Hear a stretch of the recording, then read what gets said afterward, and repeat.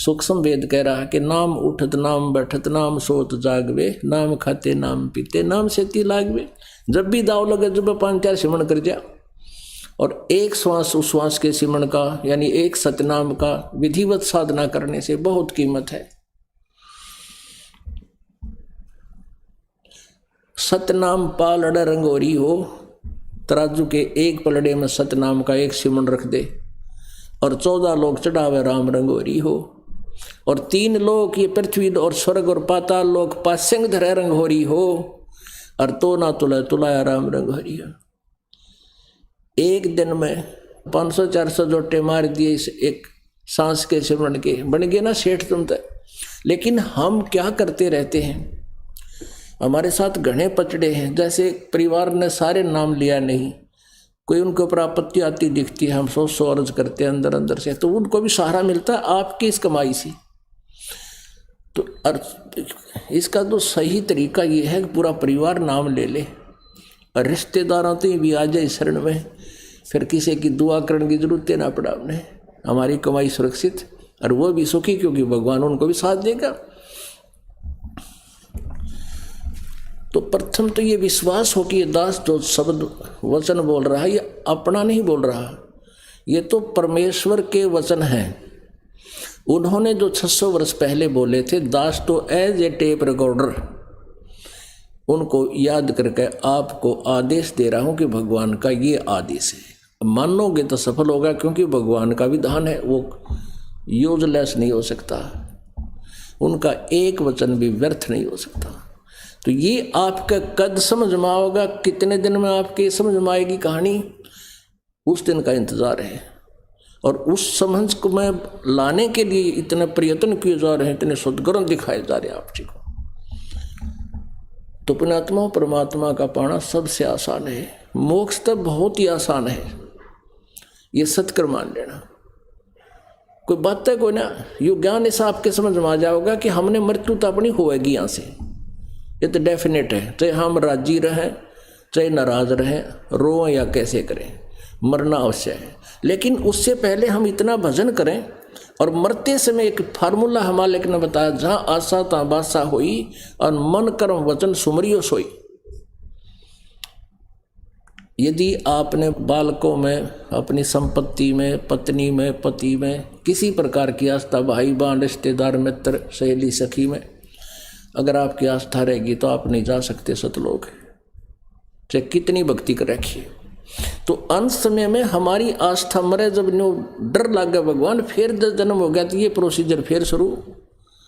जन्म हुआ, शिक्षा ग्रहण करी, नौकरी ना मिली तो मजदूरी करी, संतान शादी होगी, विवाह हुआ, संतान हुई, कुछ मर गई कुछ बच गई, टक्कर मारी, सारा दिन खाओ और पाओ, तो धंधा करो, पढ़ो सो जाओ, फिर दिन में फिर पढ़ो सो, ये कोई प्रोसीजर है, ये कोई जीवन है? फिर मृत्यु का पल पल में डर। तो इस बखेड़े को याद रखे, कोट जन्म तन भरमत हो गए, कुछ नहीं हाथ लगा रे, कुकर सुकर खरब्यावा और एक कौआ हंस बगारे। ये एक फर्म, ये कैसा ज्ञान है परमात्मा का, कति लास्ट में आपका बहुत काम आओगा। तो मरते समय कति भूल जा सब क्या इन्हें, और सतलोक की सुरती ला दे। ऊपर तो नहीं, बनावटी नहीं, अंदर की कसक बनाओगे, जैसे बालक का कसक हो जाए अगर कहीं जाने की, वो इतनी उमंग हो जाती है कहीं और मन नहीं जाता, फिर सीधा टारगेट वही होता है। ऐसा हो जाएगा लास्ट में, कमाई आपकी खूब हो जाएगी, पर इसको बर्बाद ना करना, व्यर्थ ना होने देना, किसी को आशीर्वाद नहीं देना, चरण नहीं छुआना, और अपनी मर्यादा में, क्योंकि इससे हमारी कमाई समाप्त होती है। ये बचाओ, इसलिए फार्मूले आपने याद रखने। इसलिए आपको बुलाया जाता है कि प्रत्येक सत्संग में आपको इस भगवान के रंग में रंग दिया जावे। इसमें कुछ बहुत से फाउल पॉइंट भी वर्णन किए जाते हैं, और बहुत सी नई नई वस्तुएं प्रत्येक सत्संग में कोई ना कोई नई अवश्य आपको तक पहुंचती है। तो इसलिए इस अंतिम सांस तक ये ज्ञान यज्ञ भी आपने बराबर रखना पड़ेगा, सत्संग में आना पड़ेगा, दर्शनार्थ आना पड़ेगा, क्योंकि जब तक हम मरीज हैं डॉक्टर के संपर्क में रहना पड़ेगा। और हम मरीज हैं इस हॉस्पिटल में, हम यहाँ पर इस काल के हॉस्पिटल में, काल के हम इस पृथ्वी लोक में जब तक हमारा जीवन है हम मरीज हैं। और इस ट्रीटमेंट से आपका जन्म मृत्यु का रोग नाश होगा और अंतिम सांस तक जब तक रोग मुक्त नहीं हो जाते ये औषधि खानी ही पड़ेगी। राम नाम रटते रहो जब तक घट में प्राण, और कदे त दीन दयाल के भनक पड़ेगी कान। अंतिम सांस तक सिमरण करना है। यही गीता जी अध्याय नंबर 8 के श्लोक नंबर 13 में कहा कि ओम इति एक अक्षरम ब्रह्म व्यवहारण माम अनुसमरण ये प्रयाति तजन देहम सयाति परमाम गति। अंत समय में भी इसका सिमरण करता हो जाता है तो ब्रह्मलोक में चला जाता है। और उस परमेश्वर का गीता जी अध्याय नंबर 8 के श्लोक नंबर 7 और 5 में तो गीता ज्ञानदाता कहता है मेरा सुमरण कर मुझे प्राप्त होगा। गीता जी अध्याय नंबर 8 के श्लोक नंबर 8, 9, 10 में कहता अर्जुन जो उस परमेश्वर की परम अक्षर ब्रह्म की भक्ति साधना करता उस 3 मंत्र के जाप से तो अंत समय में भक्ति की शक्ति से और उसी को प्राप्त हो जाता है। जहाँ आशा तहाँ बासा हुई और मन कर्म वचन सुमरियो सोई। तो फिर हम इस भक्ति की शक्ति भी हमारे को साथ देगी। उसमें परमात्मा ऐसी व्यवस्था बनाएगा आपकी कि आपका कुछ भी याद नहीं आने देगा और ज्ञान आपके साथ होगा। तो ऐसे परमात्मा पाना सतलोक जाना बहुत आसान है, पर मर्यादा निभाना ये कठिन है। क्योंकि मर्यादा वो है जो हमने ना करनी चाहिए थी। बीड़ी शराब मांस तम्बाकू खाना ये मनुष्य का आहार नहीं, ये तो राक्षसों का आहार है। और फिर रिश्वत लेना, बुरी नज़र रखना, ये तो वैसे सब आदमी का वैसे ही कार्य नहीं होता। तो ये मर्यादा क्या, फिर आन उपासना नहीं करनी। आपको ज्ञान हो जाएगा कि देवी देवताओं की पूजा नहीं करनी हमने। अब हम देवी देवताओं की पूजा करते हैं और उनकी पूजा से हम क्या प्राप्ति करें, भूत बन गए, पितर बन गए हैं, 84 लाख योनियों में धक्के खा रहे हैं। और हमारा समाज इन्हीं पूजाओं पर इतना आरूढ़ है कि कोई ये कह दे कि देवी देवताओं की पूजा नहीं करनी, सुन कविराज जी को ना मुँह डालेंगे, चल यो अच्छा आया, देवी देवताओं की पूजा भी नहीं करने देता, जबकि हमारे सदग्रंथ भी मना करते हैं। अभी आपके समक्ष प्रमाण देंगे कुछ एक। तो पहले हम ये दिखाना चाह रहे थे कि ब्रह्मा विष्णु महेश की स्थिति क्या है। ये नासवान है और इनको हम अजरो अमर मान रहे थे। देखिए श्रीमद् देवी भागवत गीता प्रेस गोरखपुर से प्रकाशित है, सचित्र मोटा टाइप, केवल हिंदी। ये कहाँ कौन है इसका प्रकाशक? इसके संपादक हैं हनुमान प्रसाद पोदार, चिमन लाल गोस्वामी।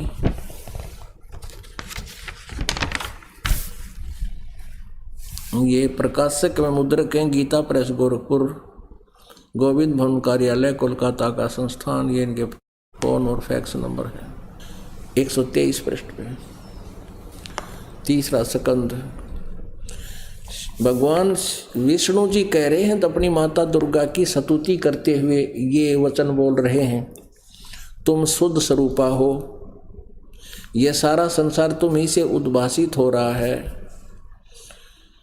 मैं ब्रह्मा और शंकर, मैं ब्रह्मा और शंकर, विष्णु जी कह रहे हैं, हम सभी तुम्हारी कृपा से विद्यमान हैं। हमारा आविर्भाव यानी जन्म और तिरोभाव में मृत्यु हुआ करता है। हमारा तो जन्म और मृत्यु होता है। तुम ही नित्य हो, जगत जननी हो, प्रकृति और सनातनी देवी हो। स्पष्ट हो गया कि हम तो नाशवान हैं, हमारा जन्म मृत्यु होता है, हम नित्य नहीं हैं, अविनाशी नहीं है। भगवान शंकर बोले, देवी यदि महाभाग विष्णु तुम्ही से प्रकट हुए हैं तो उनके बाद उत्पन्न होने वाले ब्रह्मा भी तुम्हारे ही बालक हुए। फिर मैं तमोगुणी लीला करने वाला शंकर क्या तुम्हारी संतान नहीं हुआ? अर्थात मुझे भी उत्पन्न करने वाली तुम ही हो। शिवे संपूर्ण संसार की सृष्टि करने में तुम बड़ी चतुर हो। इस संसार की सृष्टि स्थिति और संहार में तुम्हारे गुण सदा समर्थ है। उन्हीं तीनों गुणों से उत्पन्न हम रजगुण ब्रह्मा, सतगुण विष्णु, तमगुण शिव जी यानी ब्रह्मा विष्णु एवं शंकर नियमानुसार कार्य में तत्पर रहते हैं। पुण्यात्मा, ये स्पष्ट हो गया कि ब्रह्मा विष्णु महेश नासवान हैं, अजरो अमर नहीं है। दुर्गा इनकी माता है और ये भी स्पष्ट हो गया कि रजगुण ब्रह्मा, सद्गुण विष्णु, तम गुण शिव जी। साथ में ये भी स्पष्ट हुआ कि केवल ये नियमित कार्य ही कर सकते हैं, आपके भाग्य की रेखा में परिवर्तन नहीं कर सकते। आपके भाग्य में दुख है तो दुख ही आपको प्राप्त होगा। इनकी साधना से आपका वो संस्कार पाप कर्म नहीं कट सकता, नाश नहीं हो सकता। वो केवल पूर्ण परम अक्षर ब्रह्म की सत साधना से, पूर्ण संत प्राप्त करके साधना करने से वो पाप नाश हो जाते हैं। अब आपको दिखाते हैं शिव पुराण में ब्रह्मा, विष्णु और शिव जी का पिता कौन है। ये काल रूप, सदाशिव रूपी काल, काल रूपी ब्रह्म, और माता इनकी दुर्गा है। ये स्पष्ट है, ये देखिएगा श्री शिव पुराण। प्रकाशक एवं मुद्रक हैं गीता प्रेस गोरखपुर, गोविंद भवन कार्यालय कोलकाता का संस्थान। ये निप के फोन और फैक्स नंबर है।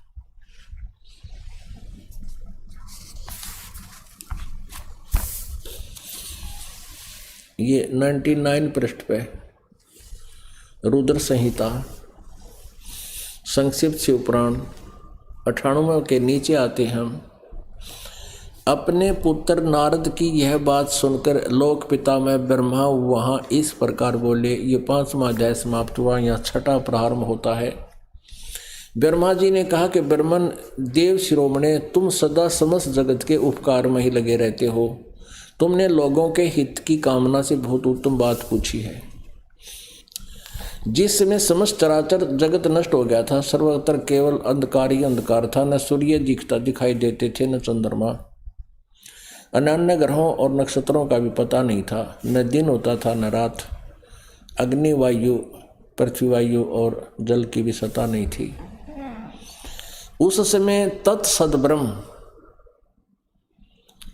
तत्सद माने सत्य, ब्रह्म माने परमात्मा, वह है अविनाशी परमात्मा। इस श्रुति में जो सत्य सुना जाता है एकमात्र वही शेष था, वो अमर पुरुष ही शेष था।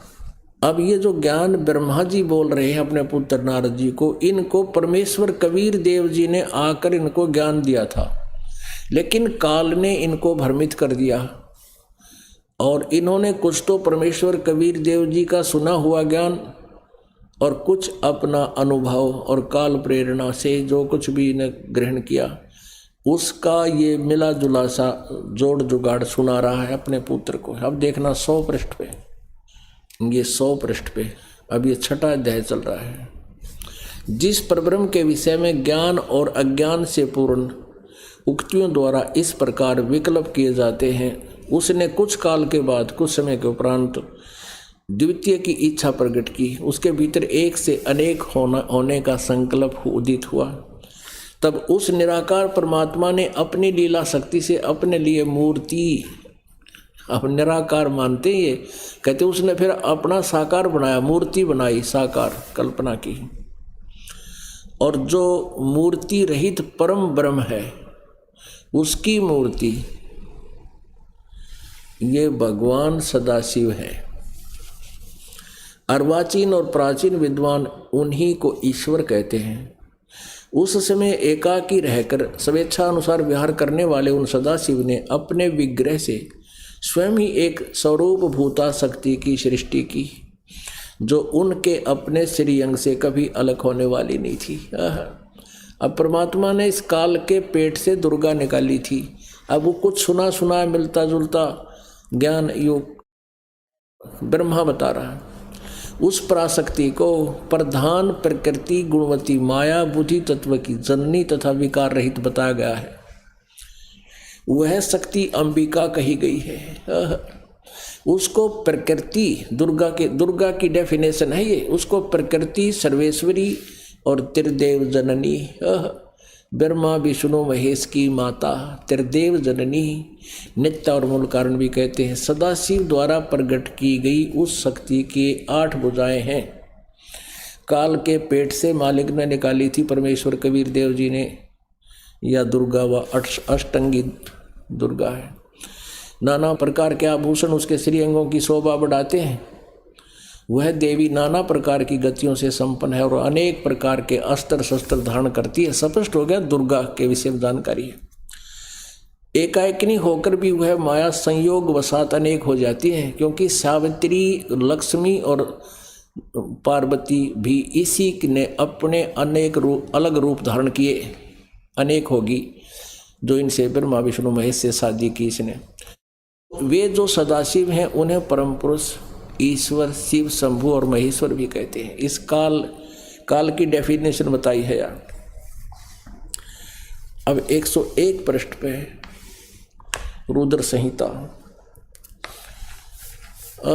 अब काल रूपी ब्रह्म, सदाशिव, महेश्वर भी कहते हैं, वे अपने सारे अंगों में भस्म रमाए रहते हैं। उन काल रूपी ब्रह्म ने एक ही समय शक्ति के साथ, ये नाथ नहीं है, साथ शिवलोक नामक क्षेत्र का निर्माण किया था। उस उत्तम क्षेत्र को काशी कहते हैं। वह परम निर्वाण या मोक्ष स्थान है जो सबके ऊपर विराजमान है। वे प्रिय और प्रियतम, वे पति पत्नी रूप में शक्ति और शिव यानी दुर्गा और काल जो परमानंद स्वरूप हैं, उस मनोरम क्षेत्र में नित्य निवास करते हैं। शिव और शिवा ने प्रलय काल में भी कभी उस क्षेत्र को अपने सानिध्य से मुक्त नहीं किया। देव से एक समय उस आनंद वन में रमण करते हुए शिवा और शिव के मन में इच्छा हुई कि किसी दूसरे पुरुष की सृष्टि करनी चाहिए, यानी कोई बालक उत्पन्न करें, पुत्र उत्पन्न करें, जिस पर यह सृष्टि संचालन का महान भार रखकर हम दोनों केवल काशी में रहकर इच्छा अनुसार विचरें और निर्वाण धारण करें। ऐसा निश्चय करके शक्ति सहित सर्वव्यापी परमेश्वर शिव ने अपने वाम भाग के 10वें अंग पर अमृत मल दिया। फिर तो वहाँ से एक पुरुष प्रकट हुआ, एक बालक का जन्म हुआ। इनके दोनों के पति पत्नी व्यवहार से, काल और दुर्गा से। 102 पृष्ठ पे उस काल रूपी ब्रह्म ने कहा, ये काल रूपी ब्रह्म देखो यहाँ लिखा है, ये 101 पर उन काल रूपी ब्रह्म ने, सदाशिव कहो चाहे काल रूपी ब्रह्म कहो, ये काल है, शिव रूप धारण करके भी रहता है, ये बहुत छल बल करता है। अब हम आगे 102 पर उस काल ने जब लड़का उत्पन्न हो गया, जब कहा कि वत्स व्यापक होने के कारण तुम्हारा विष्णु नाम विख्यात हुआ। व्यापक टट्टू होता बता, सामने बालक रहने का व्यापक, इनकी ऐसी व्याख्याएं बकवादों की हैं। वो वत्स का सीधा समझ लो कि तुम्हारा विष्णु नाम विख्यात हुआ। और 103 पृष्ठ पे ब्रह्मा, यहाँ तो ये छठा अध्याय समाप्त हो गया। 7वें में ब्रह्मा जी कहते हैं देव से, तत्पश्चात कल्याणकारी परमेश्वर शाम सदाशिव ने पूर्ववत प्रयत्न करके अपने दाहिने अंग से मुझे उत्पन्न किया, मुझे अपने दाहिने अंग से उत्पन्न किया, जैसे पति पत्नी व्यवहार से जैसे विष्णु उत्पन्न किया था ऐसे मुझे उत्पन्न किया। बाकी ये अलग बात है। अपने आत्माओं, अब यहाँ एक समस्या आ गई इस अनुवादकर्ता के सामने। इसने सोचा कि भाई शिव से शिव की उत्पत्ति कैसे लिखूं, लेकिन बिना ज्ञान के तो ऐसे ही कहीं ना कहीं फिर उलझ जाता है प्राणी। अब देखो 9वां अध्याय में यही रुद्र संहिता, ये देखिएगा वही संक्षिप्त शिवपुराण 110 पृष्ठ पे अध्याय 9, इसके लास्ट में, इस प्रकार ब्रह्मा, विष्णु तथा रुद्र इन 3 देवताओं में गुण हैं, परंतु शिव गुणातीत माने गए हैं। ब्रह्मा, विष्णु और इसको महेश समझो, काल का पुत्र, तमोगुण, और इनमें तो गुण है रजगुण ब्रह्मा, सदगुण विष्णु, तमगुण शिव, शिव जी महेश कहो, और तीनों देवताओं में गुण है, परंतु वो काल रूपी ब्रह्म इनसे न्यारा है, गुणातीत माना गया है, इन गुणों से न्यारा है, ब्रह्मा विष्णु महेश से अलग है। अब यहाँ तो उसने अनुवादकर्ता ने जैसा भी दाव लगा कर दिया गोल मोल। अब यहाँ शंका हो जाती है श्रद्धालु को कि भी रुद्र लिखा है, यहाँ तो महेश नहीं लिखा। अपनात्मा देवी पुराण तीसरे सकंद में जब उसमें विवरण चलता है कि पहले दुर्गा को, उन तीनों को इकट्ठा किया और फिर ब्रह्मा विष्णु रुद्र से कहा, फिर उसको महेश भी उसी को कहा है। अब ये क्या है कि इस काल ने 11 रुद्र उत्पन्न किए और उनका मुखिया बना रखा ये अपना पुत्र तमोगुण शिव, और उसके अंतर्गत उन 10 का एक मुखिया और रुद्र बना रखा है, लेकिन वो अंडर कंट्रोल है शिव के ही, इस काल के पुत्र के। और ये काल रूपी ब्रह्म ये इन सभी का पिता है। ये देखिएगा, एक समय ब्रह्मा और विष्णु में आपस में झगड़ा हो गया, दोनों लड़ने लग गए। उनके युद्ध समाप्त करने के लिए उनके बीच में एक तेजों में स्तंभ काल ने छोड़ दिया। फिर दोनों ने ऊपर नीचे इसकी खोज की, फिर अब आखिर में ये काल शिव रूप में इनके सामने प्रकट हो गया। ये ऐसे धोखा करता है विष्णु के उपासक को विष्णु रूप में, शिव के उपासक को शिव रूप में। और यहाँ ब्रह्मा और विष्णु थे तो इनको शिव रूप में दर्शन दे दिए, अपने वास्तविक रूप में नहीं देता। तो यहाँ विद्वेश्वर संहिता और ये विद्वेश्वर संहिता अध्याय नंबर 9 चल रहा है। अब हम 10वां पढ़ेंगे। तो ये काल आया था, इस काल रूपी ब्रह्म से ब्रह्मा और विष्णु ने पूछा, प्रभु सृष्टि आदि 5 कर्तों के लक्षण क्या हैं, यह हम दोनों को बताइए। भगवान शिव बोले, ये काल बोला। अब ये आ जाओ आप, अब तो हम 25 पढ़ रहे हैं, अब 26 पे आ जाओ, हम शॉर्ट में चलेंगे।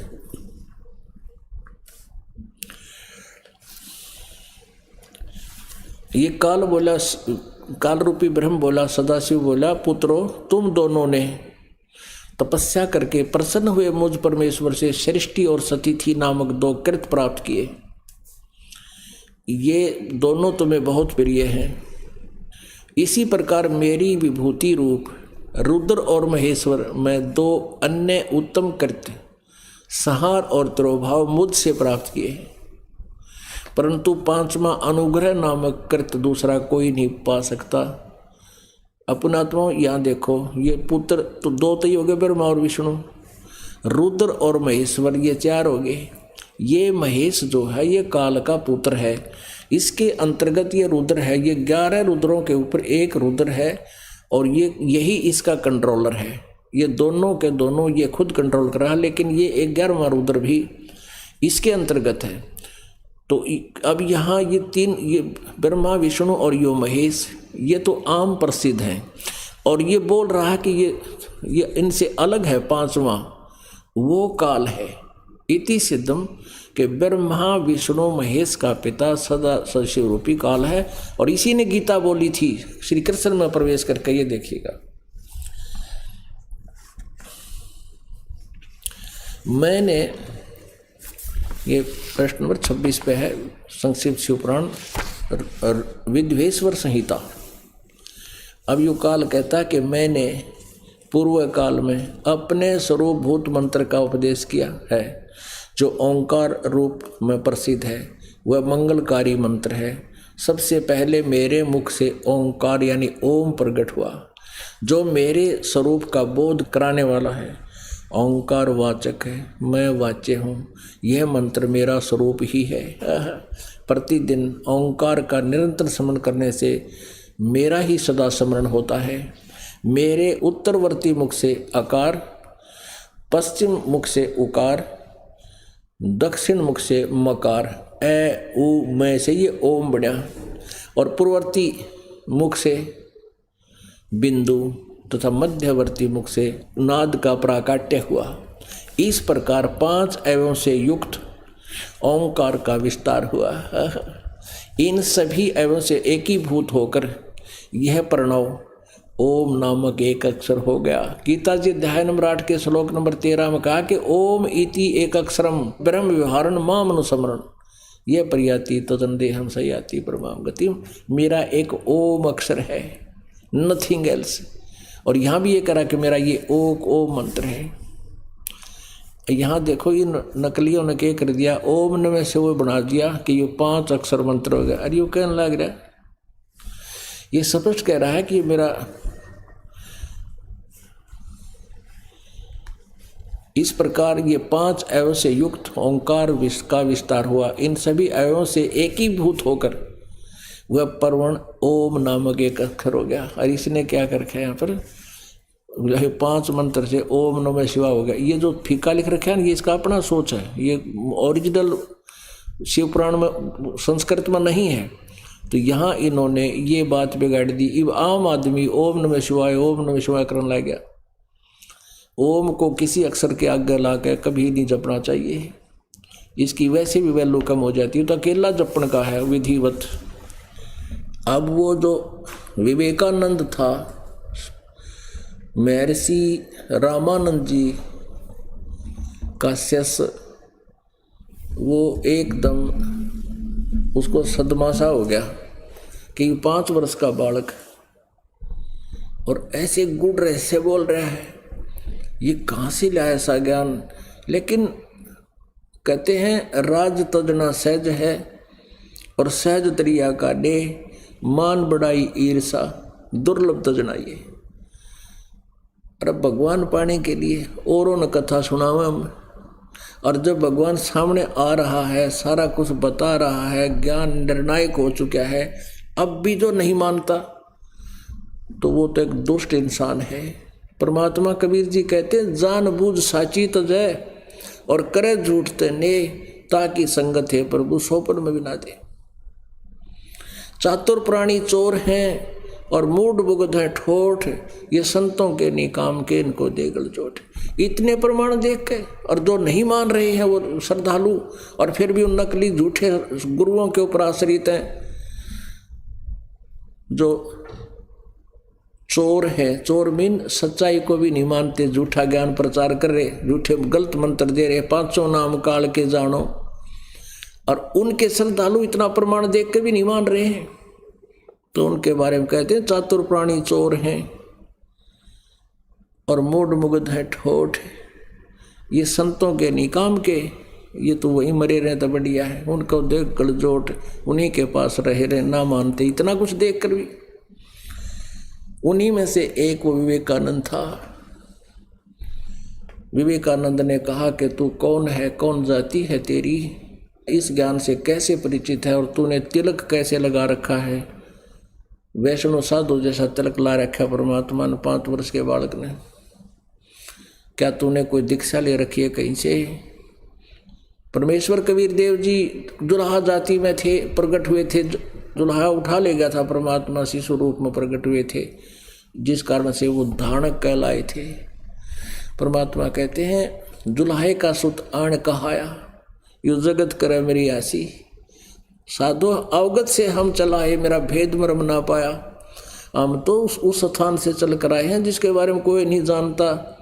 वेद भी नेति नेति कह देते, न इति न इति, हम वहाँ से चल कर आए हैं। और यहाँ धानक का पुत्र आण कहाया, यह जगत करे मेरी हंसी, मुझे मेरा उपहास कर रहे हैं, मुझे पहचान नहीं रही है। तो उसने कहा कि तू कौन जाति का है, क्या तूने उपदेश ले रखा है? अब वो तो बोले नहीं परमात्मा, तब से उससे पहले वो सरोता जो थे वो कहने लगे ये तो नीरू जुलाहे का पुत्र है, जो वो कहीं मिला था पड़ा हुआ, धानक का पुत्र है, जुलाहे का कार्य करता है। तब विवेकानंद ने कहा क्या तूने उपदेश ले रखा किसी से? कि हाँ ले रखा है स्वामी जी। किससे ले रखा है? कि जिससे आपने ले रखा है। मैंने ले रखा है जी। मेरे गुरुजी पता कौन है? श्री श्री 1008 पंडित महर्षि रामानंद जी। वो तुम्हारे जैसे शूद्रों को तो निकट भी नहीं आने देते। देखो रे लोगों कितना झूठा है ये है। और गुरुजी को बताऊंगा, गुरुदेव को जाकर बताऊंगा कि तूने मेरा जीना हराम कर दिया, तूने हमारे गुरुदेव की बेइज्जती कर दी, वो ब्राह्मण है, तुम शूद्र है, फलान है, पता नहीं क्या क्या बकवास करी। अब हम थोड़ा सा शॉर्ट में करते हैं। परमेश्वर कबीर देव जी ने एक लीला की। कुछ ही समय पहले रामानंद जी 4 वर्ष के हो गए थे जब परमात्मा 5 वर्ष की आयु दिखा रहे थे। और सुबह सुबह पंचगंगा घाट पर दरिया में स्नान करने जाते थे, गंगा दरिया में। वहाँ पैड़ी बना रखी थी, पौड़ी बनी हुई थी पक्की। परमेश्वर कभी वो बखत से जाते थे, मुँह अंधेरा ब्रह्म मुहूर्त में सुबह सुबह। परमेश्वर ने 2.5 वर्ष के बालक का रूप धारण किया, पौड़ियों में लेट गए। रामानंद जी अंधेरे में नीचे उतर रहे थे। उनकी खड़ाऊं यानी पैर के जूता लकड़ी की खड़ाऊं होती थी, पैर में पहना करते थे साधु। कबीर जी का शर्म लगी, लेटे हुए बच्चे के रूप में परमात्मा बालक की तरह रोने की लीला की। रामानंद एकदम झुके ऐसे और बच्चे को कहा, बेटा मेरे से गलती से लग गया, मैंने देखा नहीं। राम राम बोल, सिर पे हाथ रखा, राम राम बोल। राम नाम से सब दुख दूर होते हैं। परमात्मा चुप हो गए और उनके गले में एक कंठी थी। एक वैष्णव साधु की एक पहचान है कि गले में एक तुलसी की लकड़ी की कामन का एक मणिया वो गले में एक धागे में बांध लेते हैं। उससे पहचान होता है कि वैष्णव परंपरा से दीक्षित है। वो परमात्मा के गले में डल गई। परमेश्वर कबीर जी चुप हो गए, रामानंद जी स्नान करने लगे, अंतर ध्यान हो गए, अपने मुंह बोले माता पिता की झोपड़ी में आ विराजमान हुए। तो उस दिन उस कबीर देव जी ने उसको कहा कि मैंने स्वामी रामानंद जी से उपदेश ले रखा जिसे आपने ले रखा है। तो कबीर परमात्मा जी को पकड़ के रामानंद जी के पास लाया गया। रामानंद जी अंदर अपनी कुटिया के सामने पर्दा लगा करके अंदर से बातें करता है और हजारों श्रोता दर्शक आगे बुला लिए थे। उसने उस नकली महर्षि विवेकानंद ने बुला लिए थे कि आ जाना, ये झूठा है, गुरु जी इसका डंडे मारेंगे। और वो जो वास्तविकता थी वह बुला दी। वो क्या प्रश्न कर रहे थे, क्या बताना चाहते थे, वह बात खत्म कर दी कि ब्रह्मा विष्णु महेश नासवान है। अब पर्दा ला रखा था। अब रामानंद जी पर्दे के पीछे से प्रश्न करते हैं,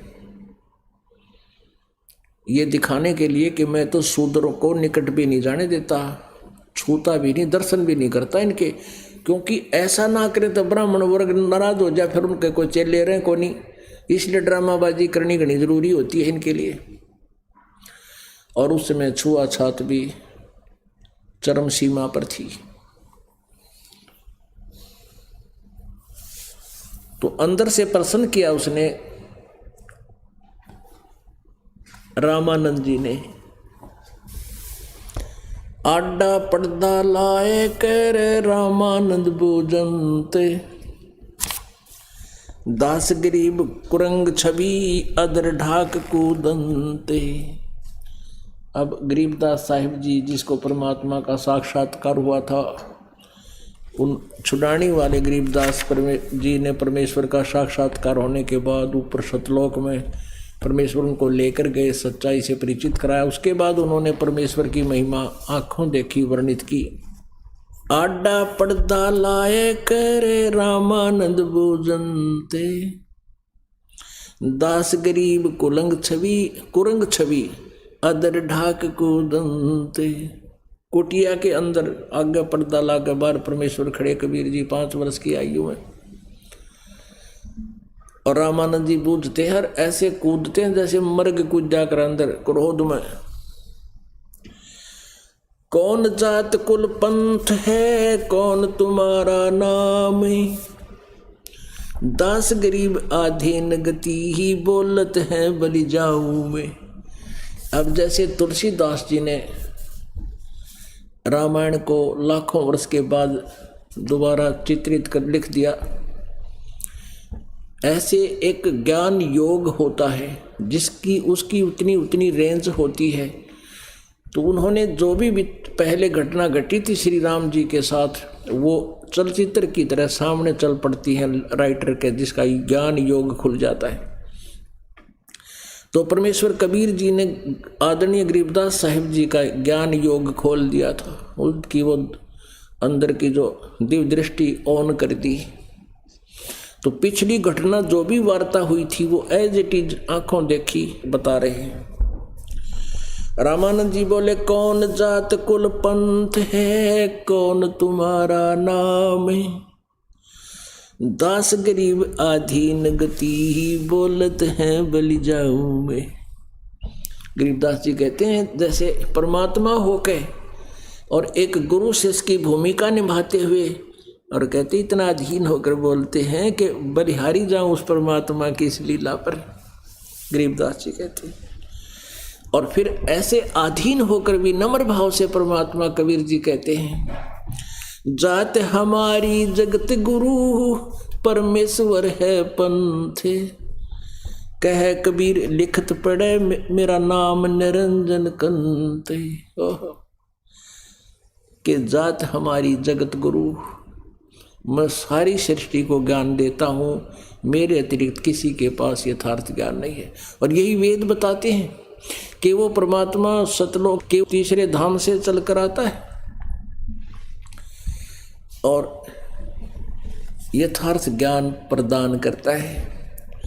अब जब परमेश्वर ने अपने आप को कहा कि मैं ही परमात्मा हूँ, नाम निरंजन कंत, निरंजन ये काल से को निरंजन मानते हैं, और जात हमारी जगत गुरु परमेश्वर है पंथ। एक ईश ये ब्रह्म है, ईश्वर ये परब्रह्म है, ईश ये ब्रह्म है, इसको सर्वपुरुष भी कहते हैं।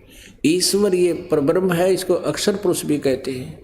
और परमेश्वर ये परम अक्षर ब्रह्म है, ये सत्य पुरुष है, कबीर जी है। तो क्या कहते हैं, जात हमारी जगत गुरु और परमेश्वर है पंथ। जैसे कोई तो विष्णु पंथ से है, विष्णु जी का उपासक है तो उसका विष्णु पंथ,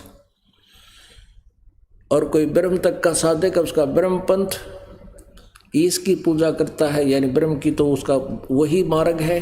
तो कहते हैं मेरा परमेश्वर है पंथ, मैं उस परमेश्वर परमात्मा पूर्ण ब्रह्म वाला मार्ग है हमारा। अब रामानंद जी बड़ा दुखी हुआ कि परमात्मा तो निराकार है और ये अपने आप को भगवान बता रहा है। रे बालक सुन दुर्बुद्धि, घटमट तन आकारे, दास गरीब दर्द लग्या हो बोले सिरजनहारे। अब गरीबदास जी कहते हैं परमेश्वर ने जब अपने आप को परमेश्वर कह दिया, मैं परमेश्वर हूँ, परमात्मा हूँ, रामानंद जी का दर्द हो गया इस बात का। ने बोला, रे बालक सुन दुर्बुद्धि, तेरा घटमट तन आकार, तू साकार दिखाई देता है, तेरा शरीर है, तू भगवान कैसे कहता हो, तो निराकार है और विष्णु का उपासक। हमने सभी ने ऐसे ही एक कुएं का पानी पी रखा था पहले, हमारा मोतिया बंद हो रहा था सभी के अज्ञान रूपी। कहते हैं दास गरीब, गरीबदास जी कह रहे हैं उसको दुख हुआ इस बात का जब परमेश्वर ने अपने आप को सृजनहार बताया।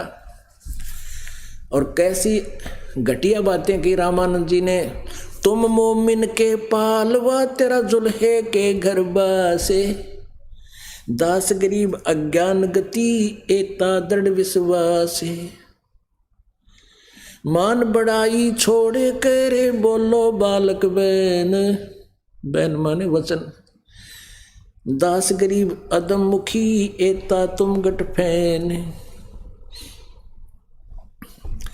रामानंद जी यूँ कहा कर ना, तुम मोमन के पालवा, तुम एक मुसलमान के घर तेरा परवरिश हुई और तू अपने आप को भगवान कहता, यानी इतने निम्न सत्र की बातों पे आ गया रामानंद। और फिर कहता है मान बड़ाई छोड़कर सच्ची बता बालक, तर्क तलु से बोलते रामानंद सुरज्ञाने, दास गरीब कुजात है आखिर नीच निदान। कितने घटिया शब्द प्रयोग किए कि तू आखिर में कुजात है, तेरी माँ का बेरा ना, तेरे बाप का पता ना, तेरे कुल का पता नहीं, कुजात पड़ा पाया था तू। अपने आत्माओं कलेजा मुंह को आता है। हम इतने नालायक बना दिए इस काल ना, अब अपने पिता को ऐसे बोल रहे हैं। अब ये काल आनंद ले रहा जब हमारी आपस में हम एक दूसरे के दुश्मन बनकर अपने परम पिता से भी दूर रहते हैं, उसकी तरफ मुंह भी नहीं करते। यूँ तो देवताओं की पूजा छुड़वाता है काल, इसी तरह हमें यह फंसाए रखता है। अब क्या कहते हैं अपनात्मा, हमने ये देखना है कि रामानंद ऐसी कटु शब्द बोल रहा है और यहाँ गुरु शिष्य की मर्यादा ऐसे हो। परमात्मा इस हमें एक रिहर्सल करके बता रहे हैं, एक एग्जाम्पल कोड कर रहे हैं। आप आरती आप साजे आप किंगर आप बाजे आप ताल झां जनकारा, आप नचे वो आप देखना रहा। आप भगवान, आप एक जगत गुरु तत्वदर्शी संत बनकर प्रकट हुए, वहाँ से चल कर आए।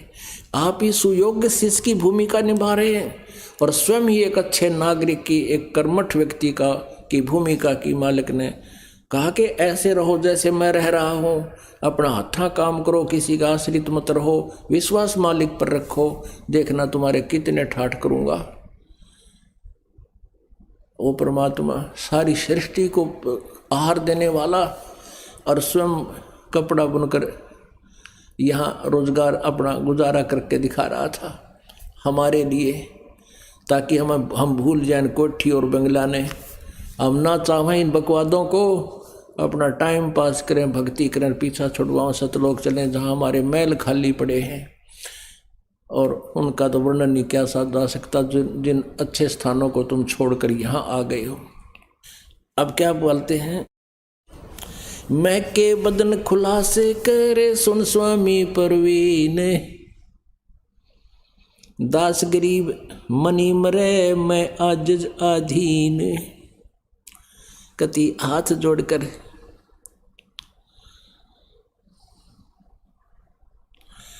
अब क्या कहता है, परख नरख नहीं तो को नीच कुलीन कुजात, दास गरीब अकल बिना जेते कहीं ये बात। अब रामानंद जी तो ऐसी कटु बातें कह रहा है, परमात्मा क्या बोले, विनम्र होकर के, जैसे कहते हैं गुरु जी के सामने शिष्य का कैसा बर्ताव हो, बहुत विनम्र भाव से क्या क्या कहते हैं, मैं के बदन खुलासे कह रे सुन स्वामी परवीन, दास गरीब मनी मरे मैं आजिज आधीन। कि मेरे जो है ना परमात्मा बड़े यानी आधीन गति से बोलते हैं और क्या बताते हैं, मैं अवगत गत से परे चार वेद से दूरे, दास गरीब दसों दिशा में सकल सिंधु भरपूर। अब परमात्मा क्या बताते हैं, ए स्वामी ए गुरुदेव, सृष्टा में, सृष्टा माने सारी सृष्टि का रचनहार, और सृष्टि मेरे तीर, ये अनंत कोटि ब्रह्मांड ये मेरे ही आश्रित है। जाके अर्ध रोम पर सकल पसारा, ऐसा पूर्ण ब्रह्म हमारा।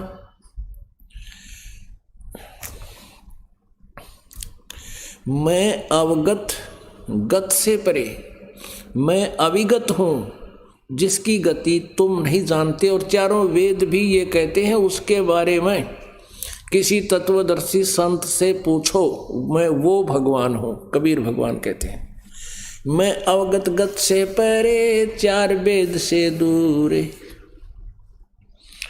दास गरीब दसों दिशा सकल सिंधु भरपूर। सकल सिंध भरपूर हूँ खालक हमरा नाम, दास गरीब अजात हूँ तै जो कहा बलि जाऊँ मैं। अब परमात्मा कहते हैं रामानंद जी को कि मैं सर्व यानी सकल सिंध भरपूर हूँ, मेरी प्रभुता सभी ब्रह्मांडों पर है और मेरा कोई जात नहीं है। फिर भी आपने मुझे जो कहा कुजात कहा, मुझे सिरोधार्य है क्योंकि आप मेरे गुरुदेव हैं। जात पात मेरे नहीं बसती है बिन थाम, दास गरीब अनिन गति ही तन मेरा बिन चाम, मेरा शरीर आप जैसे पांच तत्वों का नहीं है। शरीर तो है, आपको दिख रहा है मेरा, लेकिन मैं विदेही हूँ। विधेयी का अर्थ है कि जो तेरे वाला शरीर हमारा नहीं है, पांच तत्वों से बना नहीं है। इसी प्रकार यजुर्वेद अध्याय नंबर 40 के मंत्र 8 में कहा कि वो कबीर मनीषी सप्रियागात शुक्रम अकायम अवर्णम असनाविरम, वो परिभू स्वयंभू व्यवधाता शाश्वती भय शुक्रम अकायम असनाविरम। अब देखो, अकायम शब्द पर्याप्त था यदि भगवान निराकार होता तो। शुक्रम अकायम यानी उसका जो परमात्मा का शरीर माता पिता के योग से बना हुआ नहीं है और नाड़ी आदि जोड़ जुगाड़ से रहित है। वो स्वयंभू है, नहीं तो स्वयंभू शब्द नहीं होता उस मंत्र के अंदर, अगर केवल अकायम कहकर छोड़ देते उसको। ए स्वामी सृष्टा में सृष्टि हमारे तीर, दास गरीब अधर बसू अवगत सत्य कबीर। अब परमात्मा कहते हैं मैं ऊपर रहता हूँ, सबसे टॉप मोस्ट प्लेस पे, सबसे ऊपर सुन शिखर में, और मैं अवगत सत्य कबीर। ऋग्वेद मंडल नंबर 9 सूक्त नंबर 86 के मंत्र नंबर 27 में कहा कि वो परमात्मा ध्युलोक के तीसरे पृष्ठ पर, तीसरे स्थान पर विराजमान है। ऋग्वेद मंडल नंबर 9 सूक्त नंबर 96 के मंत्र 18 और 20 में स्पष्ट किया है वो परमात्मा तीसरे मुक्ति धाम में विराजमान है, और वही परमात्मा अन्य रूप धारण करके चौथे लोक में भी विराजमान है, और वो चतुरथ परमात्मा है। ए स्वामी सृष्टा में सृष्टि हमारे तीरे, दास गरीब अधर बसू ऊपर रहता हूं मैं अवगत सत कबीर।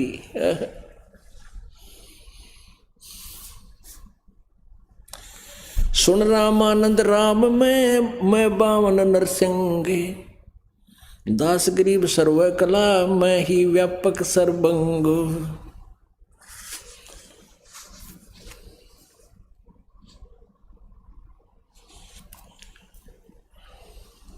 सुन स्वामी सत भाख हूँ, भाखू माने सत कहता हूँ, झूठ ने हमरे रिंच, दास गरीब हम रूप बिना और सकल परपंच।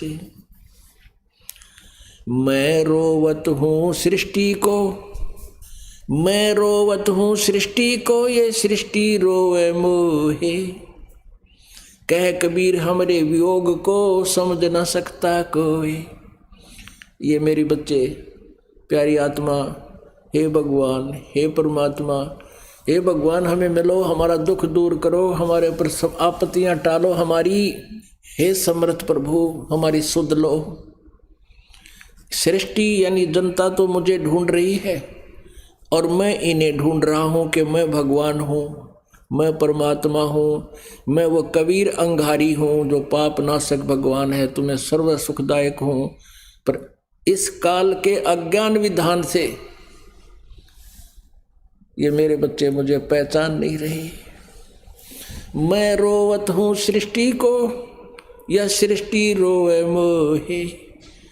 कह कबीर हमारे वियोग को समझ न सकता कोई। अब ऐसा उल्टा कर दिया काल ने हमें आपस में, हमारे वियोग ने। अब ये कोई ना ये समझ नहीं पा रहे, और मैं समझाना चाहता हूँ, इन्होंने भगवान की डेफिनेशन और बना दी निराकार निराकार करके। अब रामानंद जी ने सोचा भाई इतनी मजबूती यानी कॉन्फिडेंस से अब क्या बात बता रहे कि गोता लाऊं स्वर्ग में, गोता मारूं स्वर्ग में, जा बैठूं पाताल, और कह कबीर ढूंढता फिरूं अपने हीरे मोती लाल। अच्छी अच्छी आत्माओं को ढूंढता हूं, जैसे ऋग्वेद मंडल नंबर 9 सूक्त नंबर 86 के मंत्र 26 में कहा कि वो परमात्मा कबीर देव साधना करने वाले साधक भक्तों की के दुखों का निवारण करता है, उनके संकटों को मर्दन करता है और उनको निर्मल करता है, फिर उनको प्राप्त होता है। और वो परमात्मा अच्छी आत्मा को, श्रेष्ठ आत्मा को, श्रेष्ठ अच्छे भगत को मिलता है, अच्छी आत्मा को मिलता है। वो हीरे लाल होते हैं उस परमात्मा की। और वही भगवान कहता है गोता मारूं स्वर्ग में और जा बैठूं पाताल, और कह कबीर मैं ढूंढता फिरूं अपने हीरे मोतीलाल। अच्छी अच्छी आत्माओं को ढूंढ रहा हूं, क्योंकि परमात्मा 600 वर्ष पहले आए थे और उस समय लीला करते ही हैं, उनमें गुण है ऐसा, वो ऐसा ही करते हैं जो वेद गवाही दे रहे हैं। और वो इसलिए करते हैं कि उस समय, क्योंकि वो समय था अशिक्षित जनता थी, केवल एक वर्ग ही शिक्षित था जिसको ब्राह्मण कहा करते थे, और ब्राह्मण इस अध्यात्म ज्ञान से अपरिचित थे। सतयुग से लेकर आज तक अपरिचित है वो थे वो ब्राह्मण, और आज भी हैं इस दास के ज्ञान के अतिरिक्त। ज्ञान परमात्मा का है कबीर जी का, दास को उन्होंने समझाया है उन्हें कि इन सब सदग्रंथों में लिखा हुआ था, जो दास ने केवल आपके समक्ष किया है, रूबरू किया है।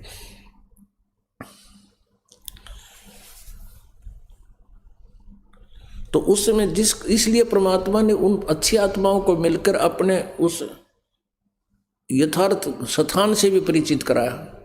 फिर उन्होंने पुण्यात्माओं ने आगे गवाही दी कि कबीर इज गॉड। हम सुल्तानी नानक तारे दादू को उपदेश दिया, जात जुलाहा भेद न पाया वो काशी मोह कबीर हुआ।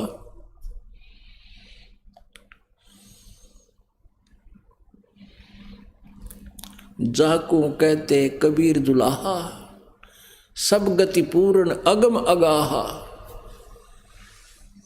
अब गरीबदास जी ने कलम तोड़ में मांगा रखी है भगवान की। अब रामानंद जी ने सोचा ये इतना कॉन्फिडेंस से बात करे है, बड़ी इसकी बातों में दम है। उसने सोचा बाद में विस्तार से जानकारी लूंगा। तो कहा कि बच्चा तू बैठ जा थोड़ी देर में, पहले अपनी पूजा कर लो। वो मानसिक पूजा करता था, जैसे स्वप्न होता है ना, ऐसे भगवान विष्णु की काल्पनिक मूर्ति बनाता था, फिर उनको स्नान कराता था। पहले कर्मकांड होता है ये। शालिग्राम की पूजा जैसे करते हैं, मूर्ति होती है, उसके कपड़े पहले वाले उतार देते हैं भगवान विष्णु जी की मूर्ति के, नवाते हैं अच्छे स्वच्छ पानी से, फिर वो कपड़े पहना देते हैं स्वच्छ धोए हुए, माला डाल देते हैं कंठी, और फिर मुकुट रख देते हैं ऊपर, तिलक लगा देते हैं। फिर वह पूजा, फिर उसकी आरती उतारते हैं जब सारा श्रृंगार हो ले भगवान का। उस दिन रामानंद जी ऐसे काल्पनिक, आगे पर्दा लगा हुआ है गेट पे, अंदर बैठा है और कल्पना कर रहा है, कोई मूर्ति बाहर दिखाई नहीं देती। जैसे स्वप्न में हुआ करे, नवा दिए भगवान, कपड़े परा दिए, सोच कपड़े पहना दिए, तिलक लगा दिया, मुकुट रख दिया। वह कंठी गालनी भूल गया, कंठी गले में डालनी भूल गए। अब कंठी नारी दिखा, स्वप्न में जैसे होता है कि कंठी कौन भगवान के गल में, माला नहीं है। अब कर्मकांड का विधान है कि मुकुट रखने के बाद उस दिन मुकुट नहीं उतार सकते सारा दिन, और कंठी नहीं डली तो इनकम्प्लीट पूजा, इनकम्प्लीट रहेगी, लाभ मिले नहीं। रामानंद जी ने कोशिश करी मुकुट के ऊपर कर डाल दूं, जैसे स्वप्न में हो जाकर ऐसे। वह स्वप्न में, वह मुकुट में माला अड़गी, अंदर नीचे नहीं जा चुकी, नीचे नहीं जा सकी। रामानंद जी बहुत चिंतित हुए, हे भगवान आज पहली बार यह बिजली गिरी है, आज पहली बार धोखा लग गया है, मुझसे क्या गलती बन गई। यानी भगत तो फिर एक एक दिन के गिनती करता है, एक एक श्वास की गिनती करता है। आज मेरी कैसे पूजा खंडित होगी, हे भगवान कौन सा पाप मेरा आगे अड़ गया। परमात्मा बाहर से बोलते हैं कबीर जी के स्वामी सत साहिब सभी भक्तों को, जो भगत मेरे चैनल में पहली बार आए हों तो चैनल को सब्सक्राइब और वीडियो को लाइक ज़रूर करें। सत साहिब।